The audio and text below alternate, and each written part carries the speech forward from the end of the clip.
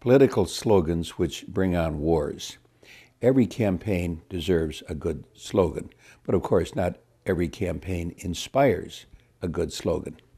In the history of Western civilization, the first great unified campaign was the Crusades to the Holy Land. The Crusades lasted 200 years and cost hundreds of thousands of lives. But it had a slogan. The slogan was provided by Pope Urban VI. Urban VI was the guy who really instigated the Crusades. He gave a talk at Clermont in France, in which it was to knights and nobles, and in which he announced the necessity for the Crusades. He gave the inspirational slogan for the Crusades. It was Deus Vult. Deus Vult is a Latin phrase which means God wills it. God wills it. In retrospect, after 12 crusades and countless murders and rapes and looting, it appears to be kind of a dubious claim, God wills it. That was a slogan. In American history, we've been provided with a number of slogans. During the Revolutionary War, there were no slogans, probably because no two colonists thought alike on any one issue. But in the War of 1812, the War Hawks produced a slogan. It was, "On to Canada." The War Hawks were young militant congressmen who were agitating for a war against Great Britain in 1812. War Hawks were Henry Clay, John C. Calhoun, Daniel Webster, and Andrew Jackson. They got their war, and our unprepared little pathetic army invaded Canada and was promptly routed at Detroit in short order. On to Canada, turns out, was not a very good idea. Next slogan which got us into another war was, "Remember the Alamo." Texas was a province of Mexico until the American settlers there proclaimed their independence in 1835. In March of 1836, an invading army of 3,000 Mexicans wiped out the 183 Texans who were in a Spanish mission called the Alamo. The Texans then got their revenge eventually, and then their freedom, and then they cried ever after triumphantly, "Remember the Alamo." However, that eventually, several years later, led in part to a war with Mexico. Martin Van Buren was a one-term president between 1837 and 1841. He was a Democrat who had a number of nicknames.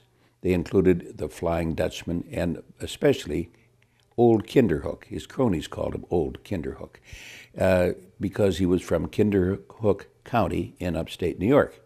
So if you were seeking political office and you were in favor of Old Kinderhook or his cronies, you usually got the job, and on your card would be stamped Old Kinderhook, but the initials OK. OK became probably the most universally accepted Americanism in the civilized world, and OK arises simply from the expression used for supporters of Old Kinderhook, Martin Van Buren. He ran again in 1840. He lost to the Whigs, who had a better slogan. Their slogan, the Whigs chose in 1840 General William Henry Harrison, an aged nonentity from Ohio, because Harrison had won an insignificant battle in the early 1800s at a place called Tippecanoe in Indiana. The victory was over starving Indian tribes. It wasn't really a glorious victory, but it was at Tippecanoe. He was chosen, and because of his war record, such as it was, and he chose as his running mate John Tyler of Virginia. This gave us the slogan, "Tippecanoe and Tyler too." That, by the way, was a raucous campaign where the log cabin became kind of the slogan of the Whigs. Log cabins were pulled from town to town, big cabins, 40 feet wide, with plenty of whiskey being dispensed to everyone who came in the cabin, and hard cider. One linguistic legacy of that campaign, by the way, was that a distiller by the name of E.C. Booze bottled whiskey in log cabin-shaped containers. Ever after, booze became a permanent part of our language. In 1844, the Democrats staged a comeback. James Polk of Tennessee was elected. which forced a quick showdown with England over the boundaries of Oregon. During the campaign, one of Polk's supporters coined the Democratic slogan for the election was 54-40 or fight.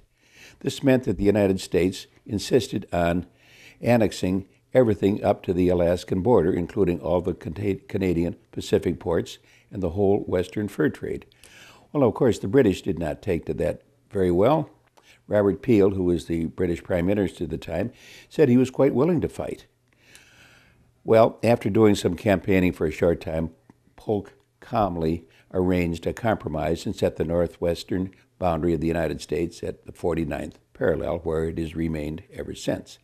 Actually, Polk never intended to fight for the Canadian Northwest, but he let these Western Democrats shout themselves hoarse for 54-40 or fight.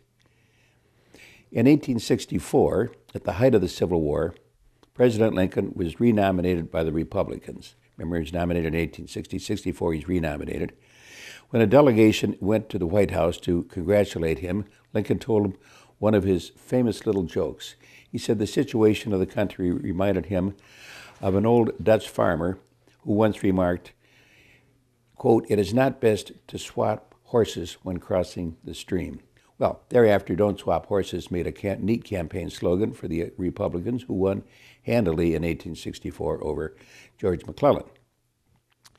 In the election of 1896, a youthful-looking delegate by the name of William Jennings Bryan of Nebraska took the stage during the Democratic Convention.